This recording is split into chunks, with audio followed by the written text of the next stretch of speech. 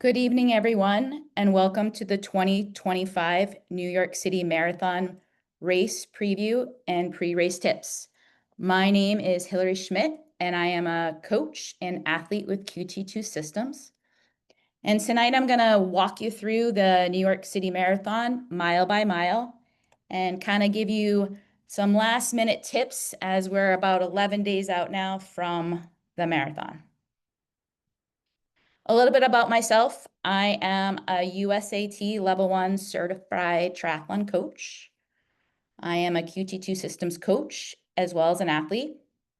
I run Boston pretty much every year, and I've run New York a handful of times. I actually have my personal best on the New York City Marathon course. I've qualified for multiple 73-point world championships, including South Africa, Nice. I was just in New Zealand in December, as well as St. George and Chattanooga. I've qualified for Kona Ironman World Champs, as well as the world's major marathon. A little bit of a presentation overview, what we'll kind of discuss tonight. We will go through our QT2 Systems 5 Cornerstones. These last final weeks, I guess 10 or 11 days out, kind of give you some last minute tips as you prep for race day. Some pre-race and check-in logistics at the Java Center in New York City. We'll go over the day before, some mantras, mental fitness, some race pace fueling, and what to do on race morning. We'll go through the course, kind of chunked it out by sections, mile by mile. And then race day, we'll talk about pacing as well as your fueling. All right, so if we start with our QT2 Systems 5 Cornerstones, we believe here that if you can train, recover well, focus on your day-to-day nutrition, as well as fueling and pacing, and work on your mental fitness, that if you combine these 5, you will have a very successful race come race day. Just to break it down, think of your training, right? All those long runs that you guys have done, your recovery days, I always say sleep is medicine. So 10 days out, really focus on that sleep. Also day-to-day nutrition, time to cut out the drinks and really focus on fueling your body the best you can. We'll talk about fueling, making sure on this last long run coming up that you're fueling it according to your race plan. Pacing and mental fitness. I just had a couple guys qualify for Boston recently, and I would say that training, obviously, fueling and mental fitness were probably all as important. They had dialed in their fueling so well on every long run that they knew how to execute their fueling plan come race day. And again, with mental fitness, I had them probably 2 or 3 weeks out, so about this time, really start to sit down and write some mantras out. So when their mind, a negative thought might have come in, they knew how to divert that right away into something positive. And that could just be a thought of gratitude, or just a quick shift of mindset can take you out. Okay, so if we start with the final weeks, again, 10 days out, we start with our training and pacing cornerstone. We're pretty much in the taper now, right? There's not going to be any big fitness gains here. You'll have your final key race sessions. I would recommend, and what I've told my guys racing coming up, is on this next long run coming up on Saturday, Sunday, I would recommend that you practice what you're going to fuel with the night before. So what you might have for dinner in the city, whether that be pasta and a little piece of chicken or rice and chicken, whatever it is, we want to make sure that our stomach, our gut can handle that come race morning. So practice that on Friday or Saturday night coming up, depending on when your last long run is. Excuse me. I would also recommend put some hills on Saturday and Sunday on that long run. You want to simulate those long runs, pretty much what New York is. You might have some wind, you might not, but you're definitely going to hit those hills in Central Park. Next week. So when you guys arrive into the city next week, I would get on the course, especially in Central Park, and just get a feel for the hills.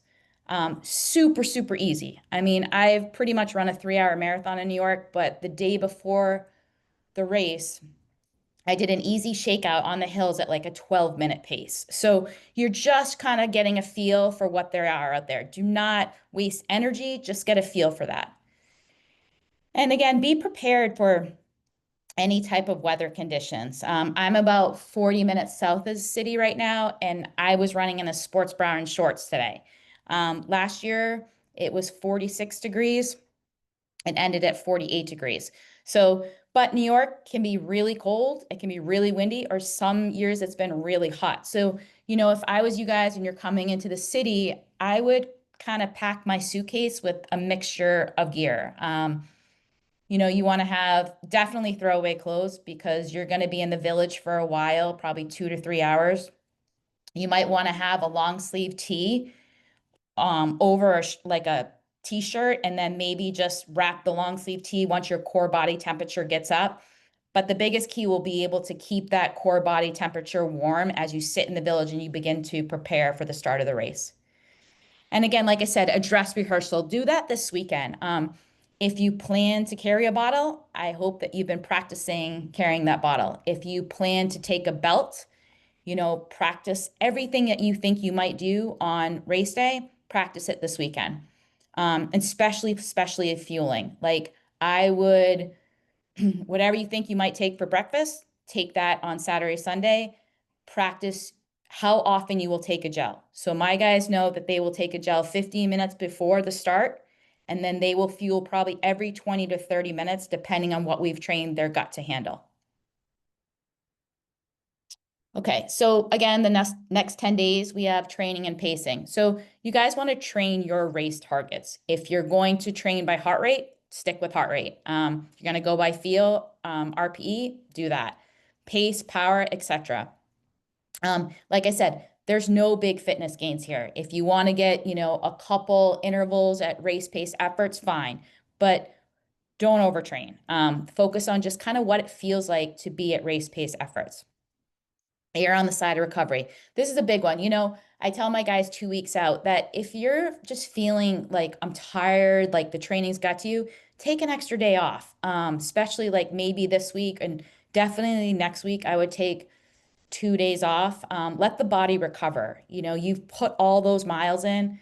And I always say that like race day is the reward day for all that hard work you guys have put in.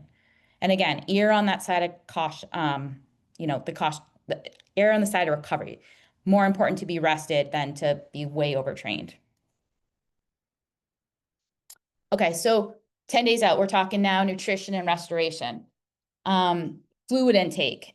You want to be able to take in about at least half of what you weigh of hydration a day, in addition to what is lost during the workouts.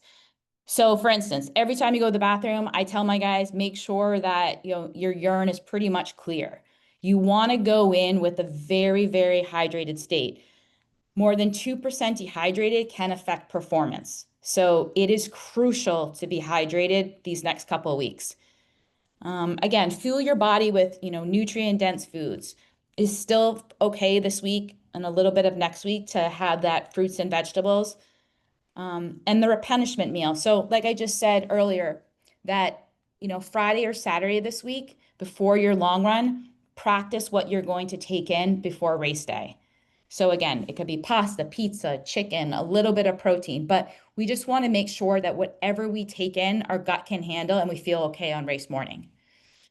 I'm a big proponent of sleep. I've hit 40 and sleep has become my best friend. It's my medicine. That's where we recover. That's where our muscles repair. It's great for our mindset. I think sometimes we overlook sleep, but if we can aim to get, I would shoot for at least 8 hours, especially this weekend and the best you can next week. We recommend taking an anti-inflammatory measures like an omega, and taper down on caffeine. Less than 800 milligrams a week. I have a cup of coffee every morning. I would maybe cut it out 2 days before the race. If you can't, just stick to 1 cup. Don't overdo it next week, especially. Because you want to, when you do take a gel, especially Morton that they do have on the course now, that's 100 milligrams of caffeine, and you want to be able to feel that when you need to. So try to taper the caffeine out as much as you can. And don't forget to drink your recovery drinks after your workouts, especially after those long runs. At QT2 Systems, we recommend clean. You want to be able to, get that muscle glycogen right back up, your stores right back up. So you're feeling good and you're recovered, and then it preps you for the next day as well. So now race week. So now we're talking next week. Eat, pretty much a relatively normal diet during race week. If you start, looking at the temperatures and you think they might be a little bit high, I would say 60-ish. I would add in some extra salt. I think it was 55, 60 when I ran today, and I was sweating. So, I mean, if you think the temperature is going to be up, put salt on your meals. We need that hydration in our system. Again, hydration is going to be focused next week. Drink plenty of fluids. Never second, we recommend there's Gatorade Endurance. You could have water, but you always want to make sure you have electrolytes. And then continue to taper down, as I mentioned, the caffeine, especially to at least just 1 cup of coffee. And we recommend not having much caffeine the day before, but do the best you can. We also recommend a fat load meal 5 days prior. So that would be on Tuesday. We would recommend that, think of something like a turkey burger or sweet potato fries. And it's known that if we consume a fat loading meal 5 days out from the race, that we can absorb and take in carbohydrates very well on race day. Carb load 2 nights before, and a big breakfast the day before. At QT2 Systems, I know, especially for my athletes, I will always give them a 2-day carb loading, kind of like a meal plan of what they should take in. So they know what their target carb loading will be for Friday and Saturday if they're racing on Sunday. We need to make sure that our muscles are fueled the best we can. And I always say to these guys, like, think of your body like a vehicle, right? And you are a gas tank. We want to make sure we're always at F, right? We always want to be full and make sure that we have enough glycogen in store. Again, continue to sleep, especially Friday night before the race. You probably won't sleep much on Saturday. So, I have 2 teenage boys. I get it. But, next week is your week, and you really should focus on sleep. And then, New York's a party, right? It's a great city. I would recommend enjoying the city after the race. It is so much energy. It's so much fun, but we need you to stay off your feet as much as possible that Friday and Saturday.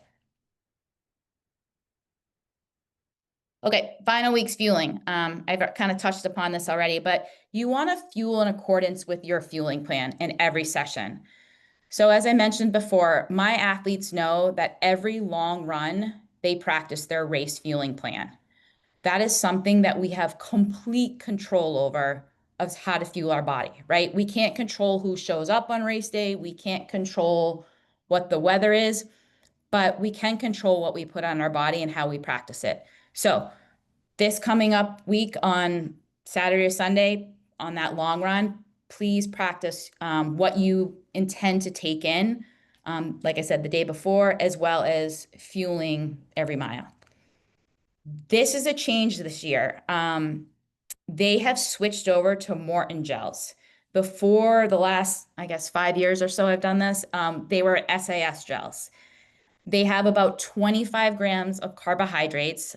The black one is non-caffeinated and the white is caffeinated. It is 100 grams of caffeine. So if you think that you might take the Morton gels on the course, I highly recommend practicing this weekend with it. If you've never taken in 100 milligrams of caffeine gel, practice it. That might be that you just hold it in your hand and you take 50 milligrams and make sure that your gut can handle it. But if you plan to take that in, please practice this week just to make sure. It's very easy on the stomach. It's almost like a Jello-based gel. I think it's fine, but just practice it. Again, after that long session or every key workout, use a recovery drink. As we said, we recommend clean. Train with the gel that you will use on the course. So get your, plan out all your fueling for the race. If you are going to use never second gels, if you're going to use goo, whatever you plan to use, that you've trained with, use it. Gatorade Endurance, the lemon line, is going to be the sports drink on the course. I would highly recommend that you stop and shuffle through and get hydration on every mile as best you can. If it's cooler, like it was last year, 46 to 48, you might feel that you might not need it, but take it in.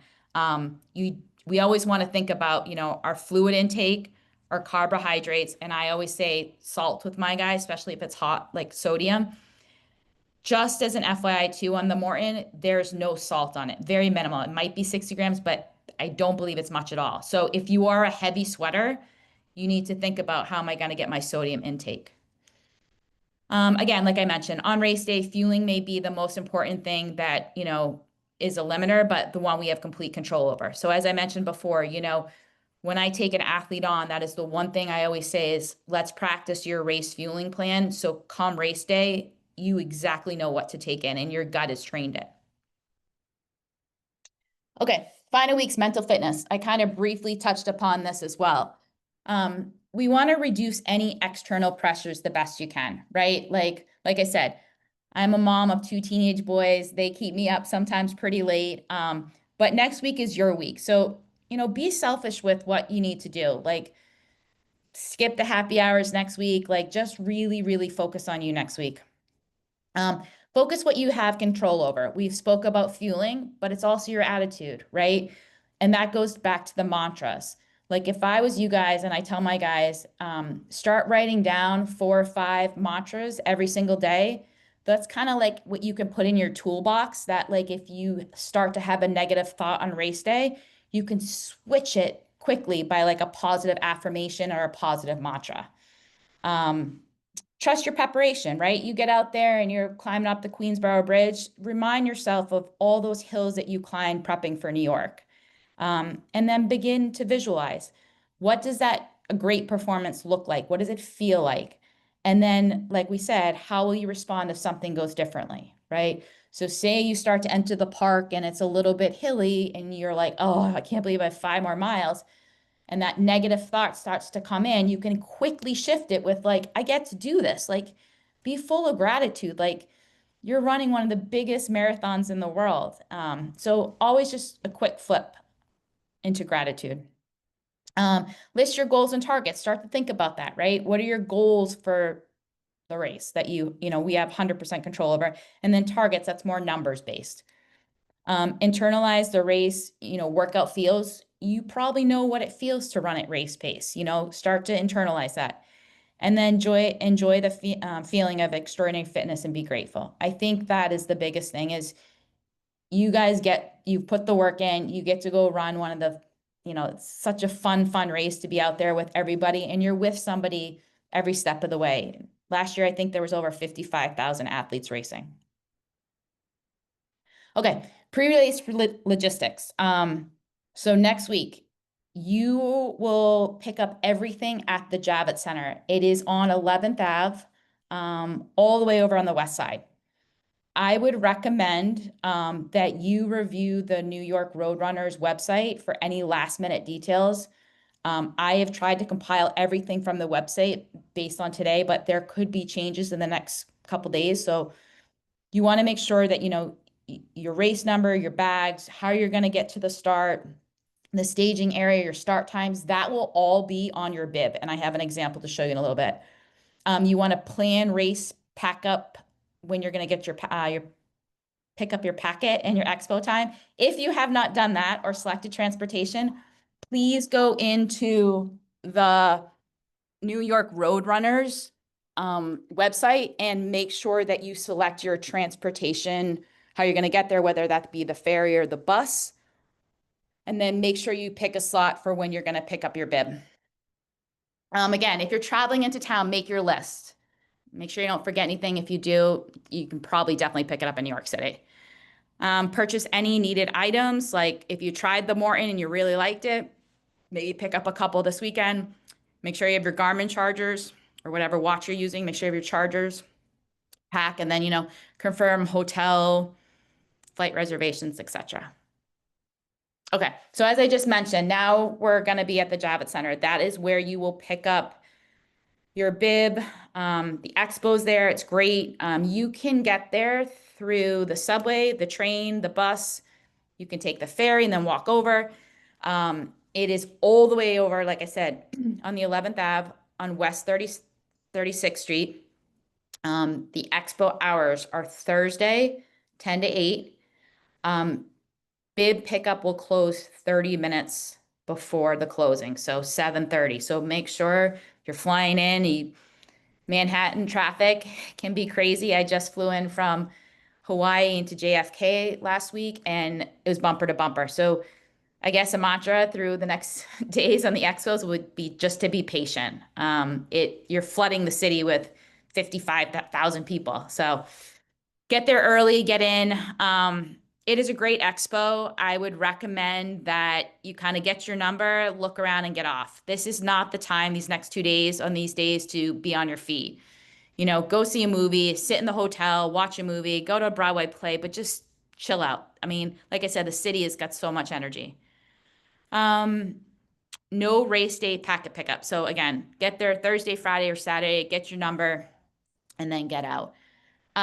You're gonna need your email, QR code, and your photo ID. Again, if you haven't selected that time, please do so immediately. Okay, day before. So I told you I did like that very, very easy shakeout run. You can probably do that Friday or Saturday. I would recommend a rest day on one or the other, and then just keep your feet up. You really want to focus on a big, big breakfast on Saturday, the day before the race. Like I said, with my guys, I have targeted out based on their body weight. They know exactly how many carbs they need to shoot for on breakfast. We recommend pancakes, toast, home fries.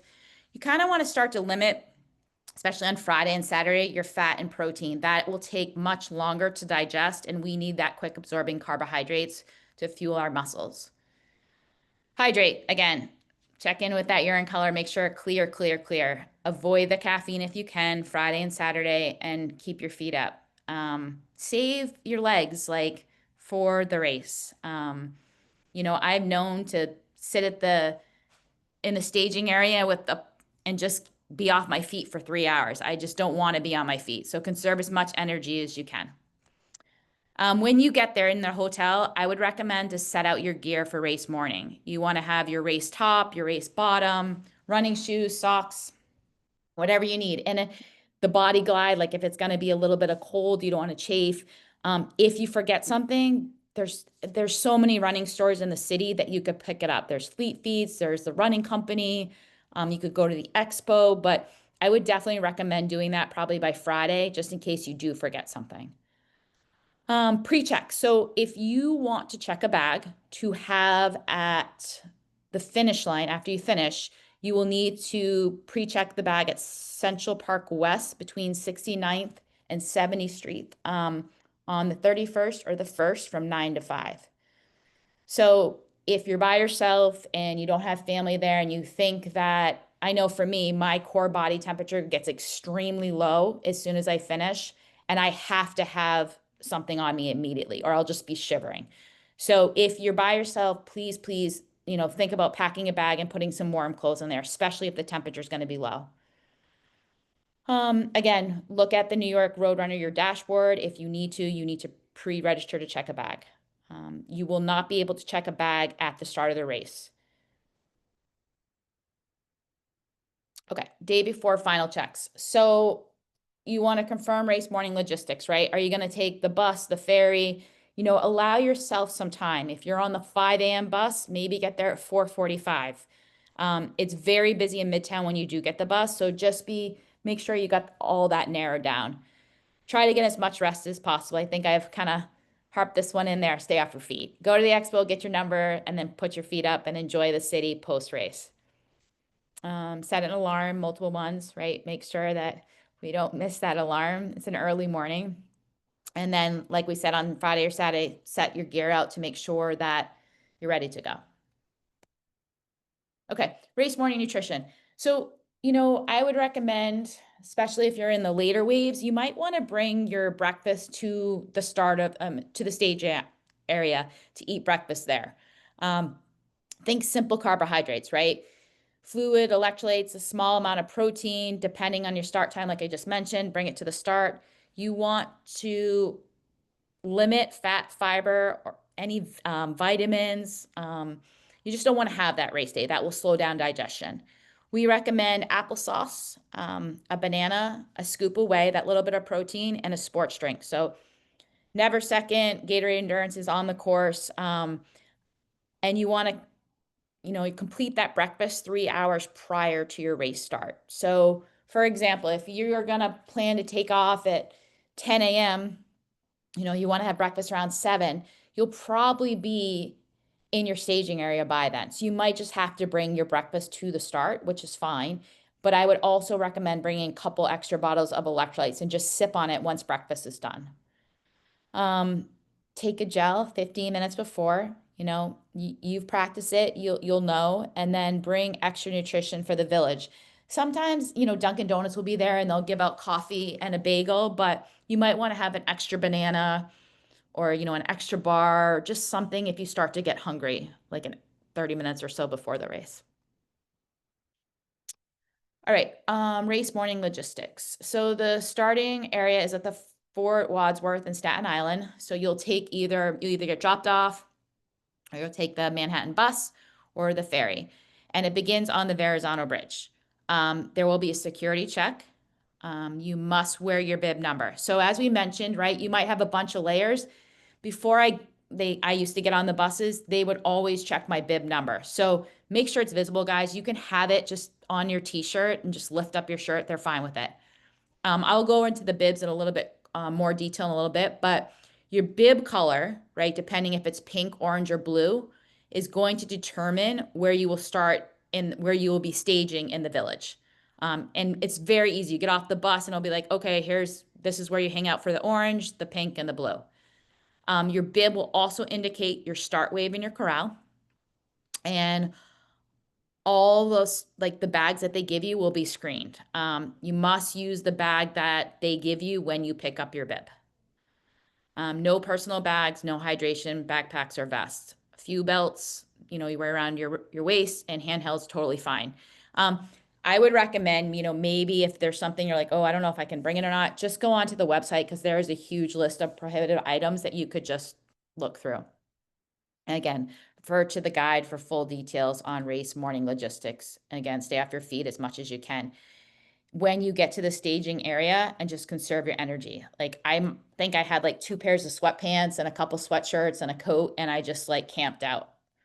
And you will see a lot of other people camping out.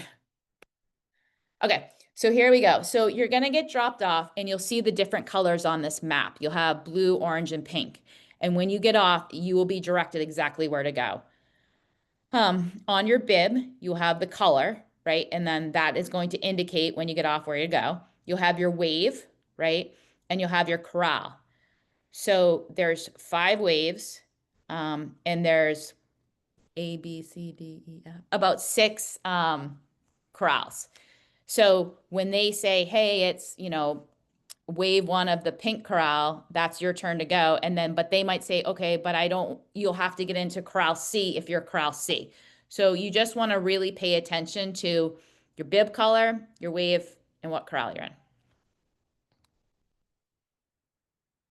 Okay, the start timeline. So 8 a.m. for the men's professional wheelchair, then women's are shortly after. And then the professional women will go off at 8:35, followed by the men. And then here are your start waves for us. So we have 9:10, 9:45, 10:20, 10:55, and 11:30. So if you're in that last wave at 11:30, that means you really probably shouldn't have breakfast until 8:30, say 8 o'clock. That's where I would say bring that extra bar, that extra bagel, an extra bottle of sports drink. I like to get there early and kind of camp out, make sure I'm ready to go, but just bring some extra food for you and throw away clothes. Okay, so now we're going to talk about the course a little bit. Last year, there were 55,000 finishers, the largest marathon ever. The average finish time was 4:31:31. Again, like I mentioned, the weather was 46 degrees, light winds. Like I said before, you want to be prepared to run with people every step of the way. If there is a headwind, Get behind someone that's a little bit quicker than you and let them block those elements. So if you're into a headwind, you want to kind of get right on the tail of somebody else and let them block the wind because you'll conserve energy. The aid stations they're going to be crowded. Don't go for the first cup of Gatorade. Maybe go to like the third or fourth table and be, cautious of your footing because people are drinking them. They're half the Gatorade's going in, half's going on the ground. So just make sure you don't slip. The biggest piece of advice I can give, especially in mile one, do not waste energy, especially on the hill.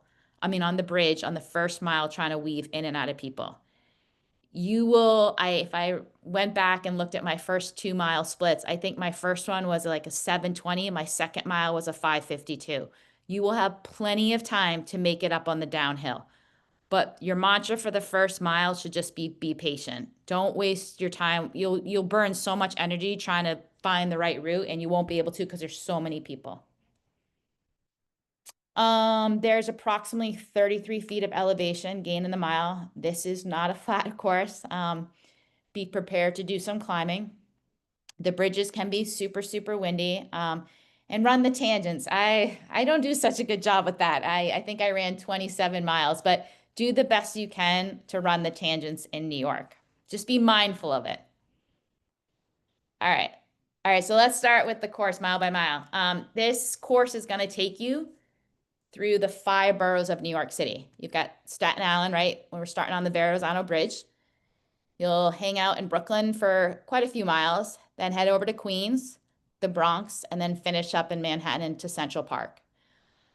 So miles 1 and 2, like I just said, the first, and you can see on the elevation profile at the bottom, that first 0.8 is uphill. You're going up that bridge. It is the longest climb of the race, but then you can go strictly downhill into Brooklyn. I think I've said this enough. Be patient on that first mile. You will be able to make it up on the descent on mile 2. Like I said, I think I was 7:20-ish and then 5:50-ish on the downhill. So it's a big discrepancy. You'll be able to gain that back.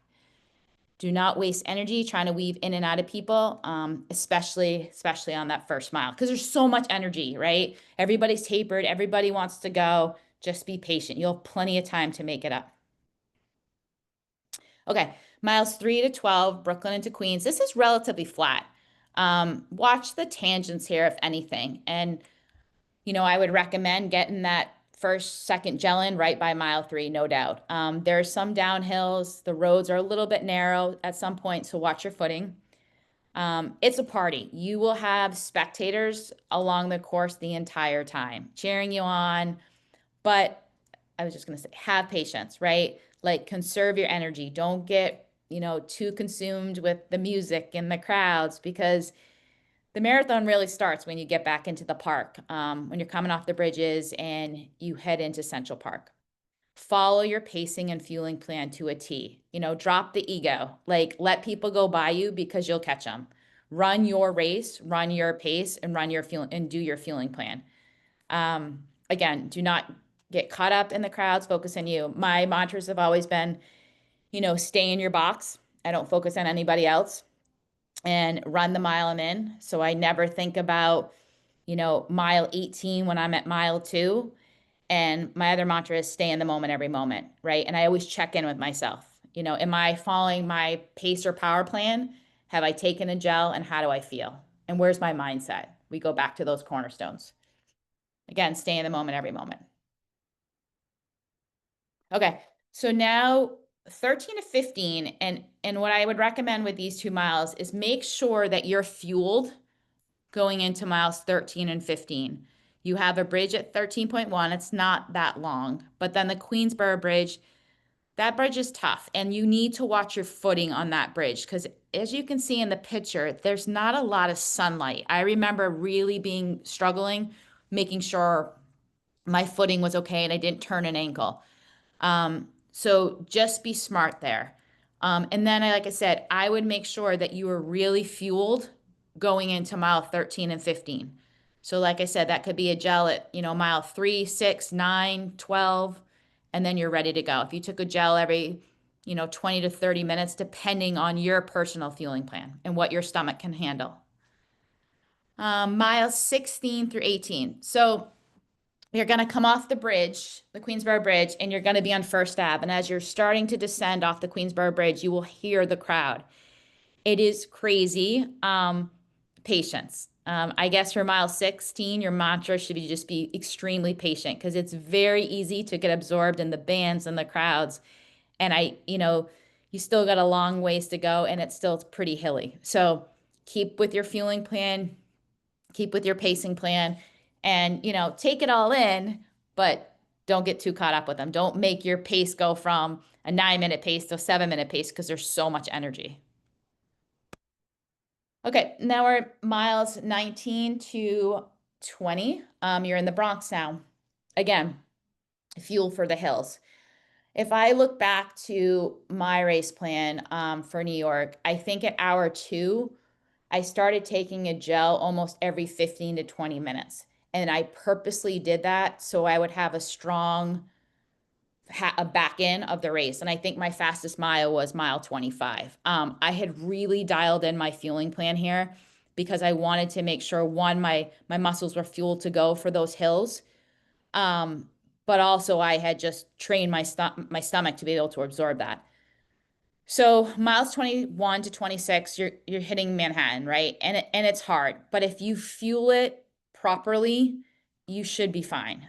You're going to run up Fifth Ave. So like I mentioned before, if you want to get into the city next week and try, an easy Z1, ZR run up Fifth Ave, go check it out.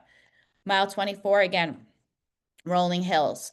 When you tackle those hills, chest up, eyes up. You don't want to close off the airway. So that's something to be mindful of as you get tired, as you hit the park. Sometimes our run form starts to deteriorate a little bit, but that should be, keep your chest up, keep your eyes up. That will keep your airway open. And be careful here, right? This is the last section. It has quite a few rolling hills, and they can be challenging this late in the race. But if you guys really stick to your fueling plan and you think you can take an extra gel, keep taking them in. Okay, race day fueling, the Morton gels. Morton gels will be available at miles 12 and 18. Each gel has approximately 25 grams of carbohydrates and 20 milligrams of sodium, and it's 100 calories each. Again, as I mentioned, the caffeinated ones are in white, 100 milligrams of caffeine, and the black ones have no caffeine. Again, on that 100 milligrams of caffeine, if you guys have not practiced that, I'd recommend maybe taking a half of one in and see if the stomach can handle it. If it can, then take the whole thing. Okay, race day aid stations. Gatorade Endurance, the lemon lime, as I mentioned before, will be at every mile for miles 3 to 25, except those miles there. Water will also be available on those miles, and the Morton gels will be available at 12 and 18. I would recommend if you feel like you don't need one, just take it, especially at the 18 one, mile 18. I would take a couple because you never know. You might want an extra one come mile 23 in the park. So I always say more is better on that. And then bananas will be available at mile 21 and 23. Race day. Clocks and markers. There's going to be checkpoints on the course. Timing mats will be there, 5K, 13.1, mile 20 in the finish. You will have mile markers. They're going to be posted at every mile, as well as the kilometer signs posted every 5 kilometers. If you want your friends and family to track you, there is the New York City Marathon app. Course limit is 6 hours and 30 minutes. And medical tents will be located every mile starting at mile 3. Race day pacing. We've kind of gone over this. You just make sure you have a plan. Talk to your coach, really think about how you're going to tackle the course. I know in the past, my coach and I had chunked out the sections, from the flat sections to the bridges to Central Park. You want to have a plan. Negative split, even split. Join a pace group. If you're looking to break 4 hours, they might be a great group to run with. Just be aware that they can be extremely crowded because people are doing the same thing. The New York Roadrunner pace team members will lead groups between 3 hours and 6 hours. Race day tips. Okay, so approximately 50,000 runners. As I said, be patient. It will probably take you a while to cross that start line, but you're there. Enjoy every minute of it. Again, be prepared to be running with people every step of the way, depending on where you are. Use that advantage of that draft, right? So if you're into a headwind, get right behind someone and let them block the wind or rain or wherever it might be. Again, aid station, fueling stations will be crowded. Don't get frustrated. I'd rather you go to the third or fourth table. Make sure you get your fluids in. Even if you feel like you don't need it because it's a little bit cool, get the electrolytes in. They'll be located on both sides of the road. So again, don't waste your energy weaving in out of people, find a lane and run it the best you can and run the tangents.